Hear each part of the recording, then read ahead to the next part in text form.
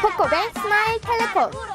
친절한 서비스, 착한 가격, 다양한 플랜. 코코벨 스마일 텔레콤. 코키텔란센터 1분 거리. 코코벨 스마일 텔레콤. 한인벨 공식 대리점. 코코벨 스마일 텔레콤.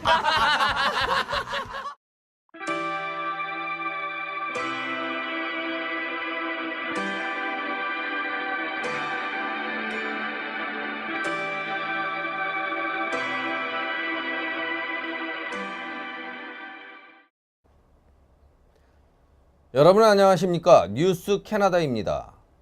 오랫동안 예상되어 왔던 미국의 양적 완화 축소가 첫 번째로 발표됐습니다. 미국 연방준비제도는 18일 경기 부양을 위해 매월 매입하던 채권의 규모를 850억 달러에서 750억 달러로 줄일 것이라고 밝혔습니다. 미 연방준비제도는 지난해 9월부터 매달 450억 달러 상당의 국채와 400억 달러 상당의 모기지 채권 매입 규모를 각각 50억 달러씩 총 100억 달러를 줄인다고 밝혔습니다. 첫 번째 양적 완화 축소는 미국 고용시장의 향상에 따른 것으로 고용 상황이 계속 호조를 띠면서 매입 규모를 계속해서 줄이겠다는 의지입니다. 연준은 17일과 18일 양일간 계속된 연방공개시장위원회 정례회의에서 이같이 결정했습니다. 이 결정은 9대1로 가결됐으며 유일한 반대자인 에릭 로젠그렌 보스턴 연방준비제도 총재는 실업률이 아직 높고 인플레이션이 낮은 상황에서 이런 결정은 시기상조라고 주장했습니다. 경기 부양 규모를 850억 달러에서 750억 달러로 축소한 것은 소규모의 감축이지만 대규모 양적 완화를 처음으로 축소하기 시작했다는 점에서 중대한 조치입니다. 미 연준은 금융시장에 주는 영향을 완화하기 위해 초저금리 정책은 계속 지속하겠다는 방침을 강조하면서 실업률이 6.5% 이하로 떨어지는 시점까지는 기준금리를 제로에 가까운 상태를 유지할 것이라고 말했습니다.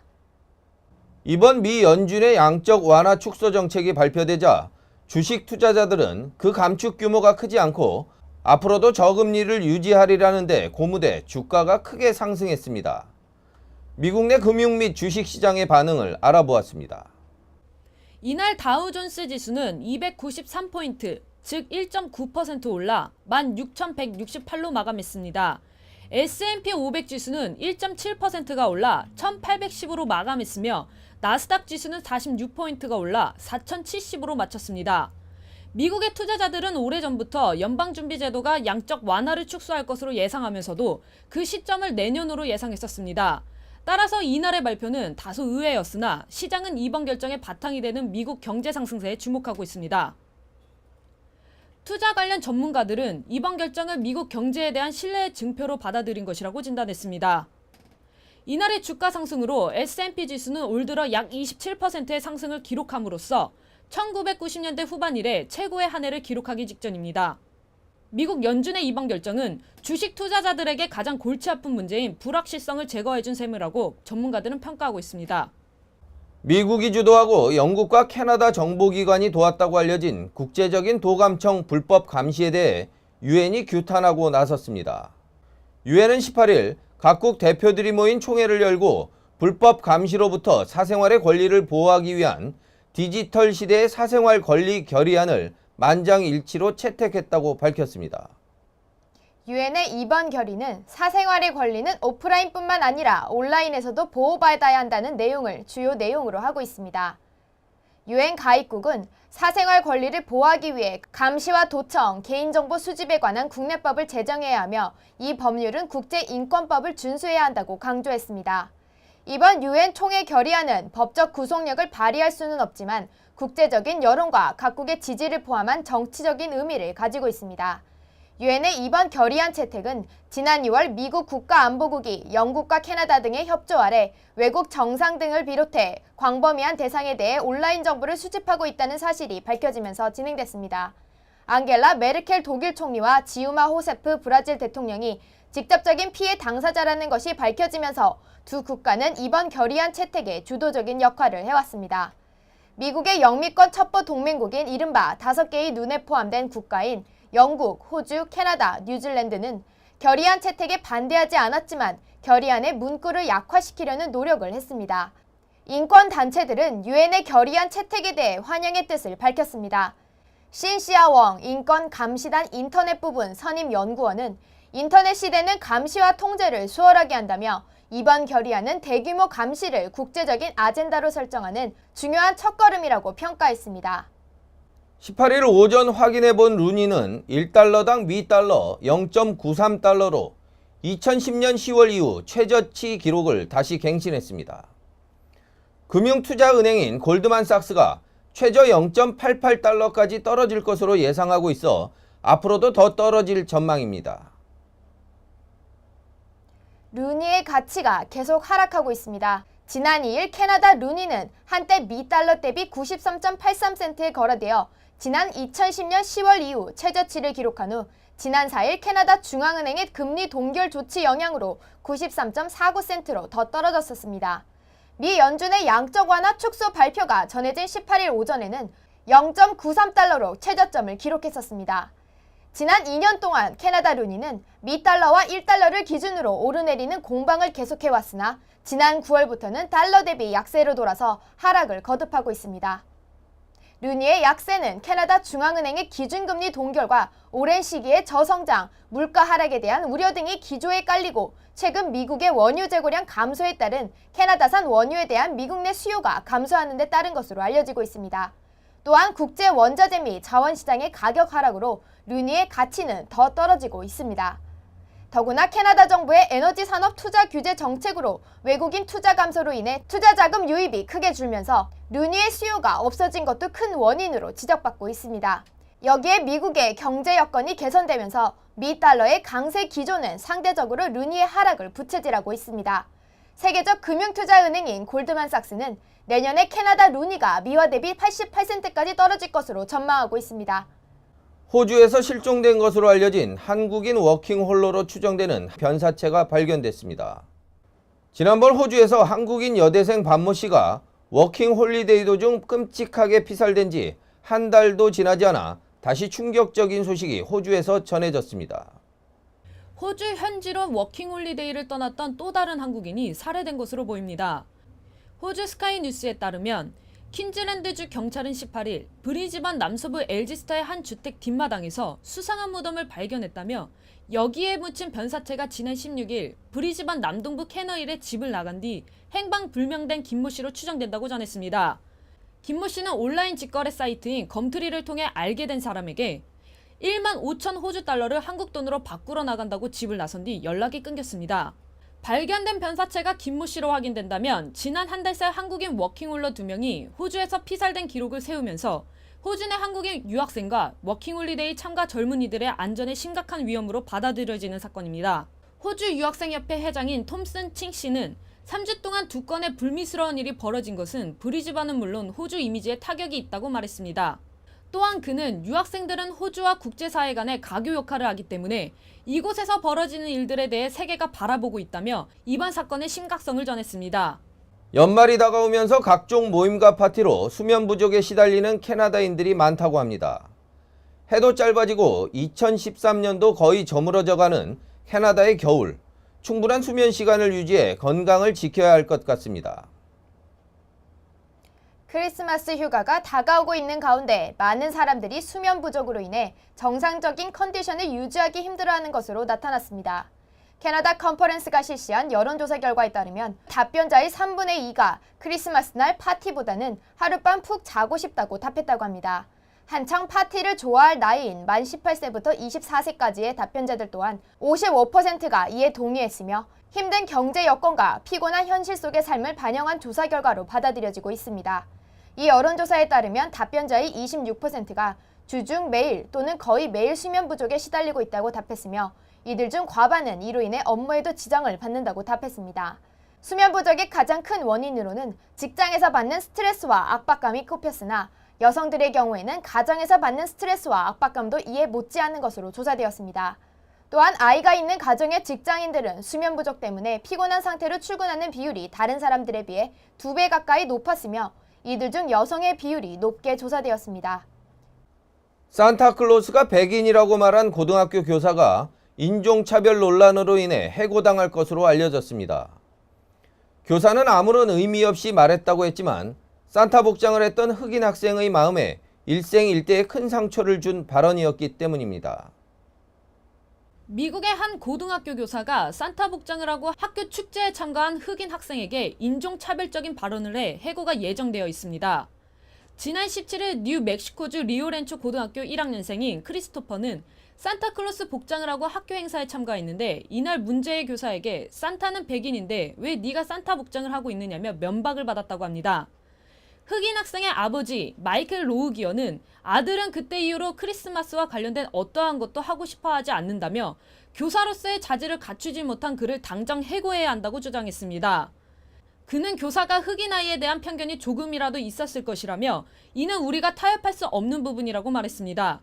이어서 그는 교사가 전화로 사과했지만 그것만으로 부족하다고 강조했습니다. 이 사건에 대해 킴 베셀리 교감은 최근 새로 임명된 해당 교사가 자신이 바보 같은 실수를 한 것을 인정했다며 이번 일은 적절하지 않았으며 일어나지 말았어야 했을 일이라고 설명했습니다. 베셀리 교감은 문제의 교사는 반성문을 제출하고 피해 학생과 그의 부모에게 사과했지만 학부모의 요청에 따라 교사를 해고할 것이라고 덧붙였습니다. 한편 최근 미국에서는 폭스뉴스의 유명한 여성 앵커인 미건 켈리가 방송 진행 중에 산타와 예수는 백인이라는 발언을 하여 비난 여론이 일었습니다. 사과가 심장질환 및 각종 질병 예방에 도움을 준다고 각국 대학의 연구진들이 밝히고 있습니다. 바쁜 생활 속에서 간단히 즐길 수 있는 사과를 통해 건강을 지킬 수 있다는 내용입니다. 지난 18일 옥스퍼드 대학 연구진들에 따르면 성인이 하루 평균 1개씩 사과를 먹을 경우 심장마비와 뇌졸중 발생 위험을 현저히 낮출 수 있다고 합니다. 또한 일주일에 2개 정도의 사과 섭취는 천식을 완화시키고 폐 기능을 강화시키는 데 한몫을 한다고 영국의 킹스 대학과 사우스햄튼 대학 연구진들은 전했습니다. 특히 사과는 껍질채로 먹는 것이 몸에 더욱 이롭다고 합니다. 사과 껍질에는 각종 비타민, 식이섬유와 팩틴, 그리고 항산화 물질 등이 다량으로 들어있어 변비에 좋고 성인병과 체내 독소를 배출하는 데 큰 도움을 줍니다. 게다가 아침에 사과 섭취 시 포도당이 체내에 공급되어 두뇌 활동을 활발하게 하기 때문에 오전부터 머리를 써야 하는 학생들과 직장인들에게는 더할 나위 없이 좋다고 합니다. 하지만 아침엔 금사과, 밤엔 독사과라는 말이 있듯 저녁에 사과 섭취 시 사과산이 위의 산도를 높여 속쓰림을 유발시키고 사과의 식이섬유가 장에 부담을 주며 탄수화물이 체내에 쌓여 체중이 늘어날 수 있기에 주의하셔야 할 것 같습니다. 지역 뉴스입니다. BC 주정부가 주류 마트 판매 허용을 비롯한 음주법 개정을 논의 중인 가운데 클락 수상이 아이들과도 함께 펍에 출입할 수 있는 안건에 대해 지지 의사를 밝혔습니다. 주류가 판매되는 장소들을 가정 친화적인 곳으로 변화시키는 것에 동의한 것입니다. 클락 수상은 아이들과 함께 펍에 출입하는 주류법 개정안에 대해 긍정적인 입장을 밝혔습니다. 또한 특정 시간 동안 할인된 가격에 주류 등 음료와 안주 간식류를 판매하는 것을 의미하는 해피아워 도입에도 찬성했습니다. 해피아워는 주로 손님이 붐비지 않는 시간에 제공되며 이미 캐나다 대부분의 주들이 펍에 해피아워를 가지고 있다고 합니다. 클락 수상은 BC주 역시 이 제도를 도입할 때가 되었다고 말해 법안의 찬성 의견임을 밝혔습니다. 또한 주류가 판매되는 레스토랑에서 음식을 주문하지 않고 주류만을 즐길 수 있는 것도 허용될 예정이며 이 밖에 50여 개의 주류법 개정 안건들이 현재 긍정적인 방향으로 논의되고 있습니다. 클락 수상은 무엇보다도 주민들의 건강이 우선이라며 주민들의 건강을 해치지 않는 선에서 음주법 개정을 논의하고 있다고 말했습니다. 그녀는 이번에 수렴된 많은 의견 중에서 주민들의 지지를 받은 안건들을 하나하나 자세히 살펴본 후 최종 결정을 내리게 될 것이라고 밝혔습니다. BC주뿐만 아니라 온타리오주에서도 주류법 개정이 빠르게 진행되고 있습니다. 17일 캐슬린 윈 온타리오 주수상은 와인 담당 부처를 신설하는 것을 포함 향후 온타리오주의 와인 시장 확대를 위해 노력할 것이라고 발표했습니다.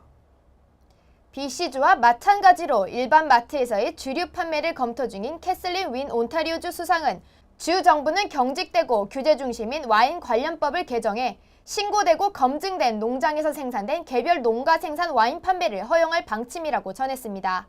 이와 함께 총 7,500만 달러에 이르는 펀드의 조성이 포함된 와인 산업 육성 전략도 함께 밝혔습니다. 그는 와인 펀드를 통해 온타리오주 내 농장들이 장비 개선과 기술 개발을 통해 지역 와인의 판매량을 높이도록 할 방침이라고 전했습니다. 주 수상의 발표에 온타리오주 와인업계는 쌍수를 벌려 환영했습니다. 힐러리 돛은 온타리오주 와인협의회 회장은 매우 반가운 소식이라면서 온타리오주에 해마다 33억 달러의 매출을 일으키는 와인 업계가 향후 더욱 커질 수 있게 됐다고 반겼습니다. 한편 정치권에서는 자유당 정부의 이 같은 와인 산업 육성 전략을 내년 3월에 나야가라 지역에 예정된 보궐선거를 의식한 표심 얻기 전략의 일환으로 분석하고 있습니다. 추위로 보행 시야가 좁아지고 날이 일찍 어두워져 운전 가시거리가 짧아진 밴쿠버의 겨울. 교통사고 발생이 늘어나고 있어 걱정입니다. 다른 어느 계절보다도 보행자 교통사고의 발생이 많은 밴쿠버 겨울입니다. 각 지자체에서 보행자 교통사고를 줄이기 위해 노력하고 있는 가운데 도로를 건너던 노인이 사고를 당해 사망한 사건이 발생했습니다. 지난 13일 리치몬드에서 도로를 무단횡단하던 94세 노인이 차에 치여 병원으로 옮겨졌으나 숨졌습니다. 사고 차량의 운전자는 델타에 거주하는 20세의 여성으로 사고 현장에 남아 경찰 조사에 협조했습니다.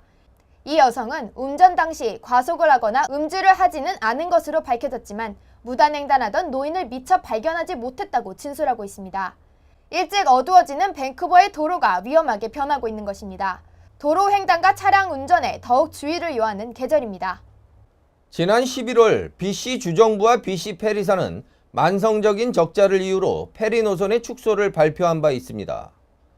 이에 대해 페리를 주 교통수단으로 이용하는 시민들이 노선 축소를 반대하는 영상을 제작해 발표했습니다. BC 페리를 중요한 교통수단으로 삼는 BC 주민들이 페리의 노선 감축과 서비스 축소에 반대하는 I Live Here 캠페인을 시작했습니다. 밴쿠버 섬과 내륙을 잇는 주요 교통수단으로 밴쿠버 섬의 각 도시에 거주하는 주민들의 중요한 발 역할을 하던 페리의 노선 감축안이 시민들의 거센 저항을 받고 있는 것입니다. BC주 정부는 지난 11월에 BC 페리 노선 서비스 축소를 발표했습니다. BC 페리 회사의 만성적인 적자가 주요 원인입니다. 회사는 적자를 줄이기 위해 요금 인상을 통해 잠시 흑자를 기록하기도 했으나 치솟는 연료비와 인건비로 인해 다시 적자 걱정을 하고 있습니다. BC 페리위원회의 고드 맥케티 위원은 페리 요금은 이미 오를 만큼 올랐다며 지난 9년간 요금은 주요 노선에서 47%, 그 외 노선에서는 80%까지 올랐으며 인플레이션은 무려 15%나 증가했다고 분석했습니다. 하지만 2004년과 2012년 사이 BC 페리의 연간 연료 소비를 370만 리터, 연간 연료 소비의 3%를 감소시켰음에도 불구하고 연료비가 140% 증가해 5천만 달러에서 1억 2,100만 달러가 지출되었습니다. 인건비 역시 2,450만 달러에서 3,050만 달러로 증가함으로써 24%의 상승을 기록했습니다. 현재 BC 페리는 매년 운영비 명목으로 주정부로부터 1억 5천 달러, 연방정부로부터 3천만 달러의 지원금을 받고 있습니다. 향후 4년간 주정부로부터 7,900만 달러의 추가 지원도 받을 예정입니다. 상황이 이렇자 토드스톤 BC주 교통부 장관은 지난 9월 2014년 4월부터 적자폭이 큰 노선을 폐쇄한다고 밝혔고 11월에는 주요 노선의 운항 횟수와 서비스 내용을 축소하는 방침을 밝힌 것입니다. 이를 통해 총 1,400만 달러의 예산을 줄이고 노선과 서비스 감축으로 490만 달러가량의 페리 예산을 감축하겠다는 것이었습니다. 하지만 이에 대해 시민들은 정부와 페리 회사의 방만한 경영 때문에 시민들이 피해를 보고 있다며 I Live Here 영상 캠페인을 시작한 것입니다. 이 캠페인 영상에 출연한 사람들은 주로 걸프 아일랜드 지역과 선샤인 코스트에 거주하는 주민들로 BC 페리의 방만한 운영을 개선하지 않고 노선 축소와 서비스 폐지로 해결하려는 정부와 운영자들을 비난하고 있습니다. 이들은 학교 또는 직장으로 향하는 중요한 교통수단이 사라지게 되었다며 대책 마련을 호소함과 동시에 자영업자들도 페리 노선 감축으로 인해 경기가 더 나빠질 것이라고 주장하고 있습니다. 엘버타 주정부는 주내 학교에 다니는 모든 학생들에게 HPV 인유두종 바이러스 백신을 제공한다고 밝혔습니다. 이번 발표는 기존의 백신을 제공하던 여학생들뿐만 아니라 남학생들에게도 제공을 확대하는 것이라고 합니다. HPV 바이러스가 자궁 경부암 등 여성들에게 영향을 주는 것으로 알려져 그동안 여학생들에게만 제공했지만 이 바이러스가 성접촉에 의해 감염된다는 것에 주안점을 두어 남학생들에게도 제공하기로 했다고 합니다. 엘버타 주정부는 지난 5일 HPV 프로그램에 여학생들뿐만 아니라 남학생들도 내년 가을부터 포함할 것이라고 발표했습니다. 주로 성접촉을 통해 감염되는 HPV 바이러스가 여성에게 발생하는 자궁 경부암과 연관성이 높으며 바이러스의 전염 매개가 남성이라는 점에서 결정된 것입니다. 이 프로그램의 확장으로 인해 엘버타는 1,600만 달러의 추가 예산을 사용하게 되는데 프린스 에드워드 아일랜드주에 이어 캐나다에서 두 번째로 남학생들에게 HPV 백신을 제공하는 주가 되었습니다. 캘거리의 카톨릭 교육청은 종교적인 이유로 2012년까지 학교에서 HPV 예방접종 실시를 반대해왔습니다. 그러나 지난 11월 투표를 통해 학교에서도 예방접종을 허용하는 입장으로 돌아섰습니다. 학교에서 실시되는 예방접종은 무료이며 부모나 보호자가 동의를 한 학생들에게만 접종이 실시된다고 합니다. HPV가 이처럼 종교적, 가정적인 입장을 고려해야 하는 이유는 HPV, 즉 인유두종 바이러스가 여성과 남성의 항문이나 생식기 주변 피부에 기생하며 주로 성접촉 시 감염되는 경로로 인해 성접촉에 대한 설명과 이해가 필요하기 때문이라고 합니다. 일반적으로 자궁경부암 예방주사라고 해서 사춘기부터 성경험이 가능한 여성들만이 해당되는 것으로 알려졌지만 바이러스 감염 매개체인 남성들도 이에 대한 이해와 함께 예방접종이 필요한 것으로 알려지고 있습니다. 엘버타주의 학생 수가 기록적으로 늘어나고 있어 학교 시설과 교사 등 교육 여건의 확대가 필요하다고 합니다. 엘버타주의 학생 수가 계속해서 늘어나 학교 시설과 교사 수가 부족해 교육계가 문제를 제기하고 있다고 합니다. 최근 캘거리 교육청은 주 정부로부터 900만 달러의 추가 예산을 통해 부족한 교사 수의 수를 늘리기도 했으나 아직 전체 엘버타주의 교육 환경을 개선하기에는 턱없이 부족하다고 합니다. 최근 에드먼턴의 초등학교는 갑자기 불어난 학생들로 매년 진행해오던 크리스마스 공연까지 차질을 빚고 있다고 합니다. 공연장이 부족해 늘어난 학생 수만큼이나 많은 가족 친지들을 위한 관람 공간이 부족하기 때문입니다. 공연에 참가해야 하는 학생 수가 많아 공연 발표를 나누어 하는 경우도 발생했습니다. 에드먼튼 남쪽에 위치한 마이클 스트림 비츠키 학교 직원들은 10개의 공연 시간을 만들어 부모와 친척들이 자신의 학생들이 나오는 시간에 맞추어 공연장에 오도록 했습니다. 또 다른 학교인 시스터 애네타 브럭맨 카톨릭 학교는 570명의 학생들을 4개의 그룹으로 나누어 각각 다른 날에 크리스마스 이벤트를 개최한다고 합니다. 늘어나는 학생 수만큼 학교 시설이나 공연 시설의 확대 및 확보가 필요한 엘버타주의 교육 환경을 연말 크리스마스 시즌에 확인하게 되었습니다. 프랑스, 미국 등 주요 각국의 정상들이 러시아의 소치 동계올림픽에 참관하지 않기로 정한 가운데 스티븐 하퍼 캐나다 총리도 소치 올림픽 개막식에 참석하지 않기로 방침을 정했습니다. 캐나다 총리실은 18일 하퍼 총리가 내년 2월 러시아 소치에서 열리는 동계올림픽 개막식에 참석하지 않을 방침이라고 밝혔습니다. 총리실 제이슨 맥도날드 대변인은 캐나다에서 열린 2010년 밴쿠버 동계올림픽을 제외한 대부분의 올림픽에 하퍼 수상은 참석하지 않았다고 밝히며 소치 올림픽에 참가하지 않는 이유를 밝혔습니다. 총리실은 하퍼 총리의 러시아 소치 올림픽 불참 결정이 최근 국제적 논란이 되고 있는 러시아의 반동성애법 때문은 아니라고 전하며 외교적인 마찰을 경계했고 별도의 정부 대표단이 파견될지는 아직 정해진 바 없다고 밝혔습니다. 중국 정부가 온라인 가상화폐 비트코인 거래에 제재를 가하면서 비트코인의 가치가 절반 이하 수준으로 폭락했습니다. 세계 최대의 비트코인 거래소 BTC 차이나는 19일 공식 웨이보 계정을 통해 중국 중앙은행을 포함한 4개의 정부기관은 자국 내 금융기관들이 비트코인을 거래해 활용하지 못하도록 제한했다고 밝혔습니다. 이에 이 거래소의 비트코인 가격은 지난 11월 말 최고 가격에 비교해 무려 65%나 하락했습니다. 세계에서 두 번째로 큰 비트코인 거래소인 일본 마운틴 곡스에서도 이날 717달러에 달했던 가치가 불과 하루 만에 480달러까지 떨어졌습니다. 중국 관영 신화통신이 19일 선정한 올해의 세계적인 굴욕적인 사건에 윤창중 청와대 전 대변인의 성추행 사건이 포함됐습니다. 이날 신화통신 포털은 국가 정상의 굴욕이라는 제목으로 지난 5월 박근혜 대통령의 방미 일정 가운데 일어난 이 같은 불미스러운 사건을 소개했습니다. 통신은 한국 최초의 여자 대통령이 당선 후 첫 방문국인 미국을 방문하는 가운데 그의 대변인이 성추행 사건을 일으켜 성과를 망쳤다며 이 같은 내용을 상세히 설명했습니다. 윤창중 사건 이후의 언론이 뽑은 8대 굴욕에는 미국 셧다운 사태, 남아공 넬슨 만델라 추모식 가짜 수화 통역 사건, 실비오 베를루스코니 전 이탈리아 총리의 상원의원 자격 박탈, 몰타의 국적 판매, 사우디아라비아의 유엔 안보리 비상임 이사국 자격 거부, 자신의 부하에 납치된 리비아 총리 사건, 데이비드 캐머런 총리의 시리아 개입 발표를 의회가 거부한 사건 등이 포함됐습니다. 박근혜 대통령의 정상 외교의 성과를 일순간에 날려버리는 소식이었습니다.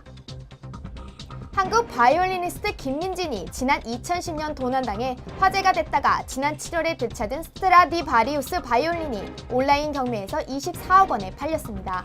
1696년에 제작됐으며 전 세계적으로 약 400개밖에 남아있지 않은 스트라디바리우스 바이올린은 그녀가 2010년 11월 유스턴역에서 스낵을 사는 사이 도난당했다가 지난 7월 가벼운 손상만 입은 상태로 되찾았습니다. 타리시오 경매사는 수익의 일부는 바이올린을 되찾는 데 도움을 준 수사당국에 전달될 것이라고 말했습니다. 국군 사이버사령부 정치 개입 의혹 사건을 수사해온 국방부 조사본부가 지난해 대선 당시 정치글 작성의 몸통으로 사이버 심리전 이모 단장을 지목해 직위 회제하고 불구속 수사하는 선에서 사실상 수사를 마무리했습니다.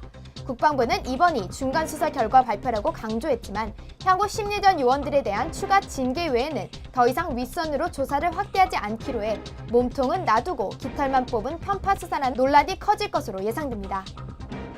크리스마스 연휴와 연말 연시를 앞두고 독감 예방주사를 맞는 사람들이 늘고 있습니다. BC 질병관리센터의 모니카 나우스 박사는 현재 가장 위험성이 높은 것은 지난 2009년에 유행했던 H1N1 바이러스로 주요 독감군에 포함되어 여전히 감염자가 발생하고 있다고 말했습니다. 나우스 박사는 아이들의 경우 주사를 맞지 않고 코에 뿌리는 스프레이 타입의 백신이 정식으로 유통되고 있다며 예방에 만전을 기해줄 것을 요청했습니다. 웃으면 행복해집니다. 코코벨 스마일 텔레폰. 친절한 서비스, 착한 가격, 다양한 플랜, 코코벨 스마일 텔레콤. 코크텔남센터 1분 거리, 코코벨 스마일 텔레콤. 한인벨 공식 대리점, 코코벨 스마일 텔레콤.